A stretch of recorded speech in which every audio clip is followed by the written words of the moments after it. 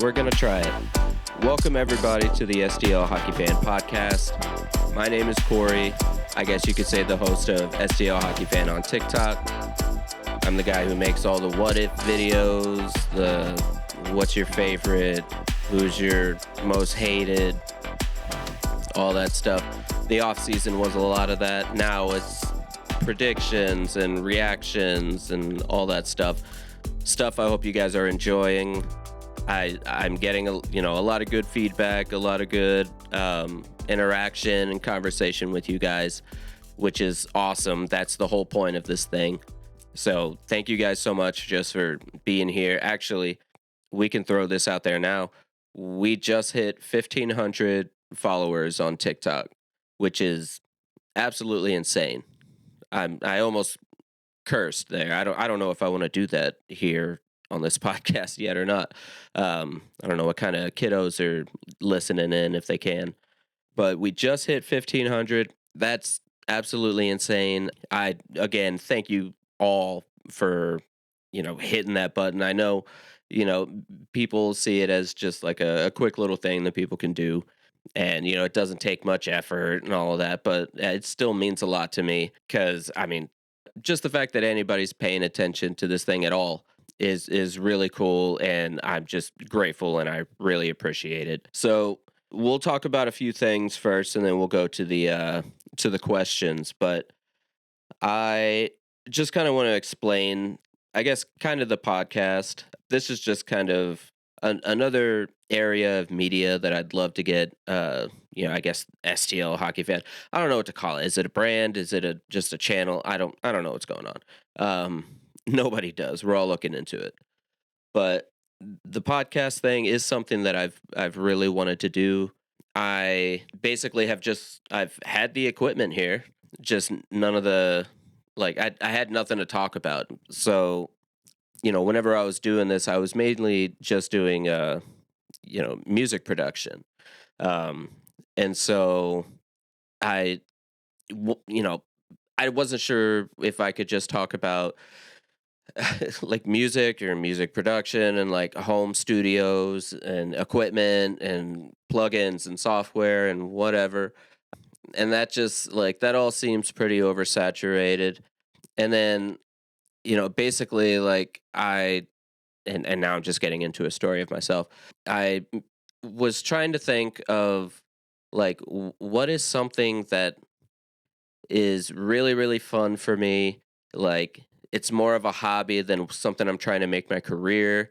Because those things are I guess they're a little more freeing. You feel like you don't have a ton of pressure on you. And my love for hockey is, what comes in there. My father getting me into it, and then, me just kind of grabbing hold and, pushing forward and being a fan on my own and all that stuff. I've had a journey. I've watched a lot of hockey. I've seen a lot of players. I know a lot of names. And honestly, in the off season, we did our little who wore these numbers. I learned a lot of names from that as well. So, I feel like moral of the story, I feel like this is something that I can sit here and talk about, and it's fun for me. And I can always, most of the time, I can always bring up an idea or something. I can always talk about this. And I feel like that's easy for me. So that's kind of where the podcast comes from. And that whole story right there is a good cautionary tale. I'm going to go on some rants here, okay?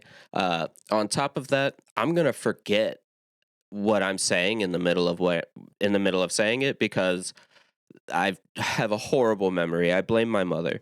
Um, she has a horrible memory as well. So, speaking of horrible memory, I feel like that's something Blues fans have wanted to have when it comes to this season. So, let's talk about the last game against the Calgary Flames, the battle of the two last place teams to break the curse of the new home jersey, the new rebrand, yada yada. So this was a hell of a game, but it was also a little scary. Something that we're kind of seeing a trend with the Blues with our second period. in the first period, we get 3 goals. I believe that's all in the first period, and that's, incredible. That's what we've been wanting to see. Who cares if it's against a last place team? We need a win. If it's against an NHL team, I'm happy. Um, but then, we have our second period, and while they looked like I don't want to say the best defensively in the second period, but I want to say they they didn't look like they completely shut down. It wasn't like it was against Washington. My God. But the Flames still got back into it, and quick. Um I think it was within I'm going to get this wrong. I want to say it was within 27 seconds, which is insane. Like, if you're going to get a 3-goal lead, I mean, don't let up and just let these guys get themselves back in the game, not just back into the game, one goal away from tying it. And then at that point, you have another Seattle situation, or God forbid, another Winnipeg situation with the 6-on-5. So they get back into it, but luckily, that's all. The score ends up as 3-2 Blues. They break the curse. There was even a shot on goal that Benner saved right at the last second to keep this thing 3-2 and get us the win. I I say us like I'm on the team. I'll talk about that as well. So, a great game. Something that I hope they can carry over. I believe the next game is against the Flyers. That will be, oh God, I don't know when this is coming out. So I'm recording this. Good Lord, it's tomorrow.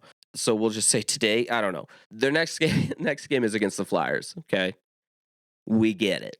So I'm hoping that's something that they carry over. I might make a video about this actually. So I just listened to the Last Minute Blues podcast, the latest one that they put out, and Alex Ferrario kind of had an epiphany, which I'm sure a lot of people out there already knew, but you kind of hope and you have that wishful thinking. But the fact that every season is a brand new season. You cannot carry over what happened in one season to another. Like, obviously, if you have great players and just a great team and great chemistry, that's good, and you can carry that over. You can look at teams like Dallas or Colorado. Those teams are like pretty much great all the time recently, so you can carry that over. That's built up, but something like the 12-game win streak to get us into the playoffs last year, a flurry of things created that. And it's, you would say Four Nations having Benner and Pareko in there to win the thing, and then come back and kind of like bring that, for lack of a better word, that mojo, that attitude, to the Blues locker room. That's a factor. Everybody got what was it, 2 weeks rest? That's a factor. You see where you're at in the standings, and kind of like the battle ahead of you. And that's you've got Bolduc, and you've got all these guys going through their things. You've got neighbors. Like, you don't have that right now. That's not something that you can carry over. And honestly, I'm guilty of the same thing. I simply thought that you could carry that over as well. Like, Fowler's not playing the way he was. Bucci is not playing the way he was. I always look at or remember the goal where he kicked it up to his stick to hit it in to the net. Buchnevich, like, he's not doing anything even remotely like that now. I understand that's like a once in a lifetime, maybe not once in a lifetime, but it's once. It's just once.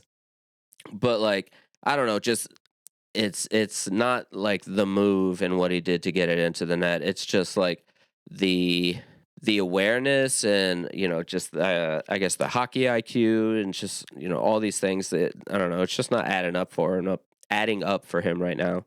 So that's just something that I thought was kind of cool. or at least kind of eye-opening, is just knowing, and apparently Alex Ferrario had heard this from a hockey player or somebody. Listen to the episode; it's good. But that, you can't carry over from one season to another, and so pretty much everything is always slate clean. You start at square one.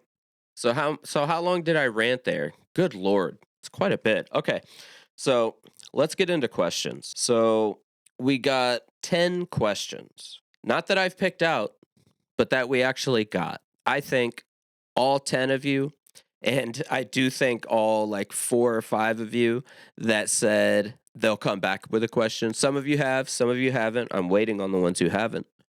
I do see you. So thank you guys so much for sending these in, helping me out. I can already tell this is going to be a learning curve. Even just like literally just sitting here talking by myself, so it's not something I do all the time. You know what I mean? As a normal sane person, I don't just sit here and talk to myself. So thank you guys for giving me something to talk about. So let's go ahead and start. We've got Caleb Enkelman. He says, when might they decide? And he's talking about the core $8 million players, uh, decide to start a game on time. Well, that's a pretty good question. So, you know, the, that just falls into, when do you think your best players are going to play their best? And that's tough. Um, Apparently, right now, I think, and another thing I heard on Last Minute Blues podcast, apparently Buchnevich, Kyrou, and Thomas at even strength are combined for 5 goals this season. And those are your best players. Bennington hasn't been incredible. Like lately, he's been doing better. He's, I guess, getting that goals against average down, but those are your best players, and they're not being your best players. So when are they going to start on time? Man, I would like to think we're getting there. The starts that we've had against, honestly, all of our starts have been pretty good. Granted, we've had some bad ones, but it's our second period. It's not that we're like not starting on time. It's that we're falling asleep at the wheel.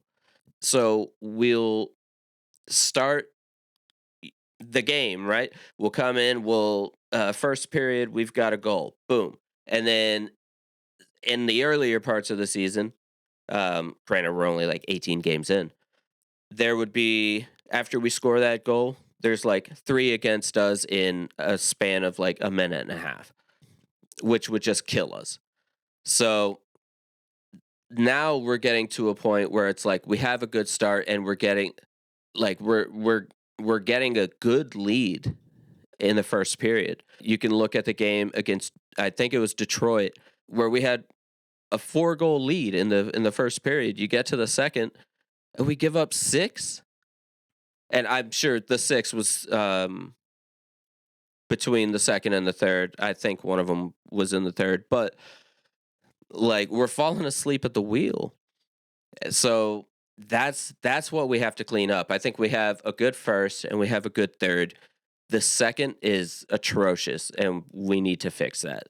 I hope that answered your question, Caleb. And thank you so much for being here. Next, we've got Brian Bellerson. Will you be having lifelong fans as a guest on the podcast? If so, tell me the bar or wherever in the Lou, and I'll be there. Bobby's Place would be fired for that. So I would like to do something like that. I definitely have to figure out the remote guests thing, because I definitely want to do that. I've got a wife and kids here. I can't really like leave a whole lot. Like I have 2 children with autism. One of them must be supervised 24/7. Like there's no way. But I am doing guests soon because I actually have a guest scheduled. I will be recording with them in 4 days on the 17th, and, it's actually somebody you guys may know, so I'll just leave it at that. But yes, to answer your question, I do want fans on, to pretty much talk their journey and their story. I will find out a way to do that, and I will let you know. Thank you so much, Brian. Next one, Corbin. Would you rather have Nathan Walker or Matthew Joseph scratched? That is actually a really hard question because they're two different players. So Nathan Walker, he's gonna go out and he's going to hit and he's gonna create chaos and he's gonna do all that. Matthew Joseph is fast. He's speedy. He's like breakaway speedy, and he's got a hell of a shot. No offense to Nathan Walker, but I would say offensively, I want Matthew Joseph. Nathan Walker, I would rather have not so much to score the goal, but to create the chaos that creates the opportunity for that goal. But, if I have to choose, give me Walker. We all love the Thunder from Down Under. All right. So, next one, Joe Gilbert. He says, do you have any active musical projects? P.S. Totally would love to support and collaborate with you on a podcast, seeing as how I have my Blues fan podcast as well, which I do know that about you, Joe, and I would absolutely love to do that. I plan, like, once I get this thing all figured out and ironed and, smoothed and whatever, I do plan to hopefully get into some collaborations with people. As far as do I have any active musical projects? Man, um, I so I guess define active. So right now, I guess you could say I have my music producer artist thing. I don't know what to call it, guys. So G and G Sounds on Spotify and all that stuff. So G and G Sounds is active. That's me as a music producer. That's where I either like make an entire song myself, or I make a song and have somebody else sing on it, or I let somebody build a song and I sing on it. It's a lot of collaboration. It's a lot of experimentation.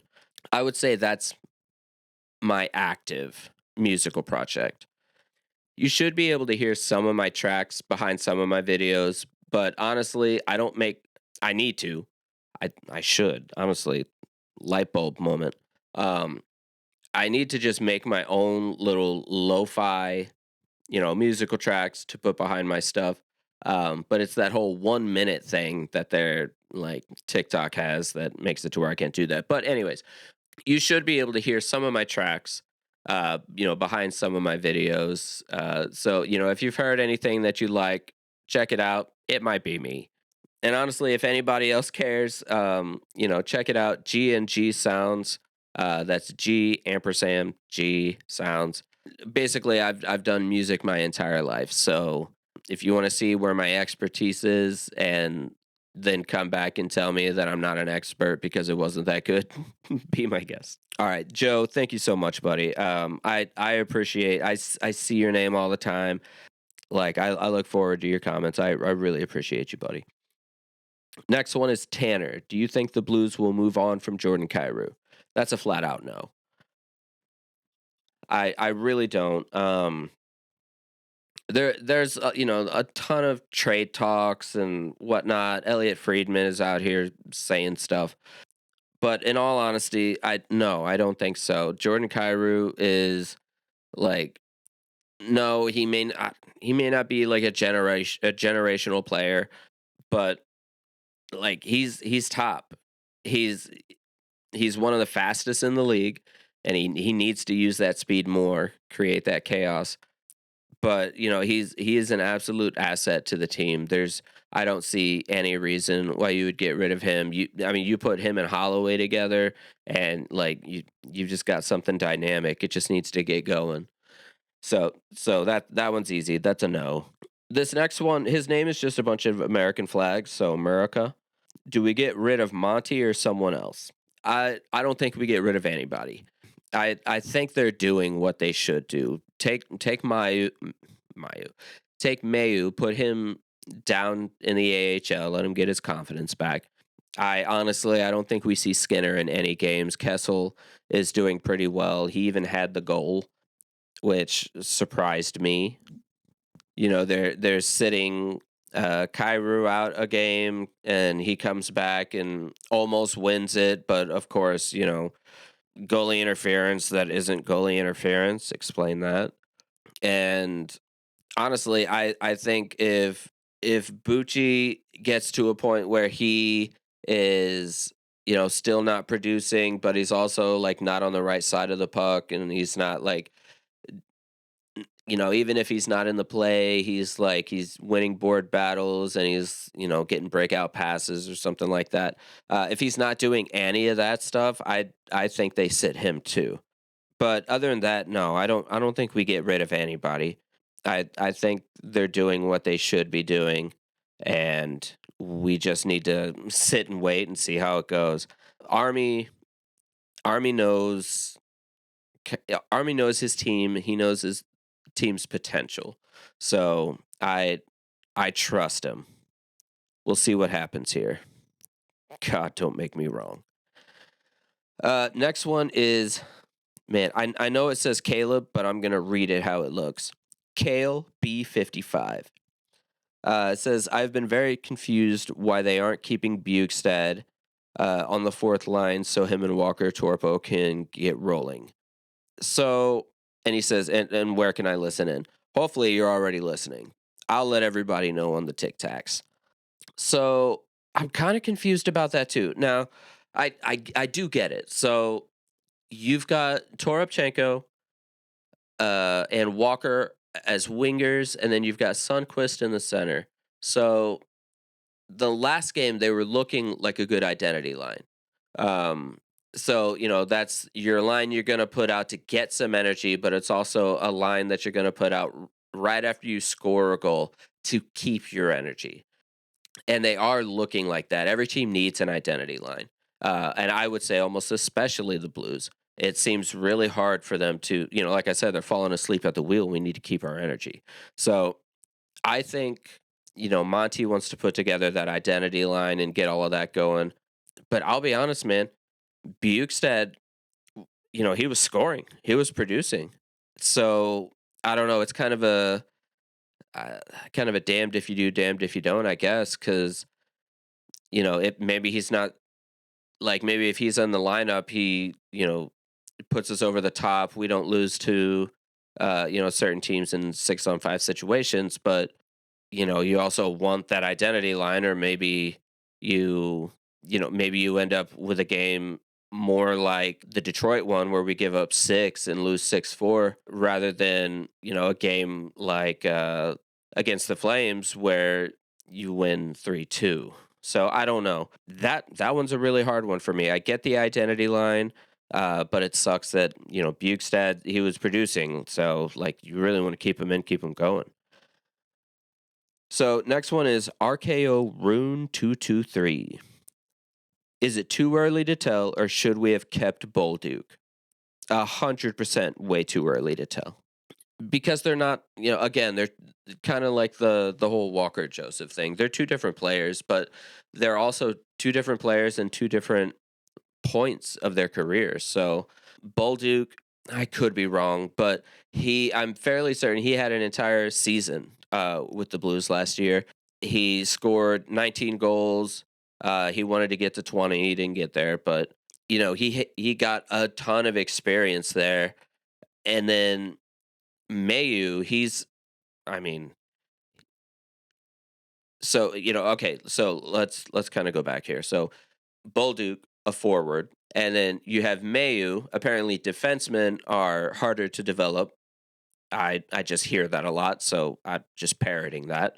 And also, he's only played 8 games in the NHL before this season. So, they're in different stages of their career. So I see like Bolduc now. I feel like would be hitting his peak. Mayu, I feel like he would hit his peak 2, maybe 3 years from now. So yes, way too early to tell. So next is Jason Nichols. What's with all the bogus Cairo trade talks the media are spreading? Man, I I mean it's got to be there's got to be something else about St. Louis that you can say. Like I get it they sat him. So like you could say they sat him because they're about to trade him. Or like they hear some rumblings from, about Doug Armstrong saying open for business, whatever. I I don't know. I hate it. I really don't think there is any truth to it. At least to they're not guessing right, but they are guessing that he would be traded. Yeah, I don't understand. It's just this sensationalism type thing, I guess. I don't know. It's crazy and I don't like it. But they're going to keep doing it. It gets clicks, it gets views, so, that's how that goes. And the last one here, last question, and then I'll wrap this whole thing up and then, we'll see how it sounds on the other side. Um and I'm not going to hide this. This one's from my wife, Jessie Young, and it's actually a very good question. She's not like huge into hockey, so good job, babe. She says, "What was the catalyst that helped the Blues win last night's game?" Jordan Bennington. Now, man, the goals he gave up, I just don't think there was anything he could do about those. Kind of the same with like the ones that Hofer gave up in a couple games before, where like it's just one of those goals that like the goalie cannot do anything about. Maybe there's a deflection in the middle of a friggin' 95-mile-per-hour slap shot, and you can't judge that. It goes in the back of the net. But um, I think that for one, what was it like 38 shots, 37, 38 shots, and he only gave up 2 goals? That's incredible. There was a lot of blocks in there. There was a lot of they're actually getting the puck out. I know we had a little bit of issues with it, but like they are getting better at it. Um, but for the most part, I would say Jordan Bennington. I think he's getting there. Is he going to give up a few goals? John Cooper said it best. I've made a video about this. Him talking about him in the Four Nations. John Cooper said that he's a solid goalie. If he gives up 1 to 2 goals, your offense should be able to surpass that in their scoring and win you the game. And then he can give you, as long as he gives you that chance, then you should win your game. And it looks like he's back to doing just that with giving up only 2 goals in the last game. So I would definitely say Benner is the reason we won that game. So thank you, baby. So that's gonna be it.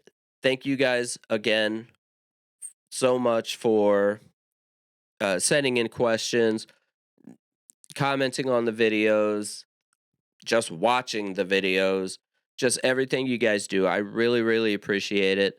I appreciate all the support. You guys do so much, and it's something that I never expected. So again, thank you guys so much. I appreciate you guys. I love you guys. Let's go Blues.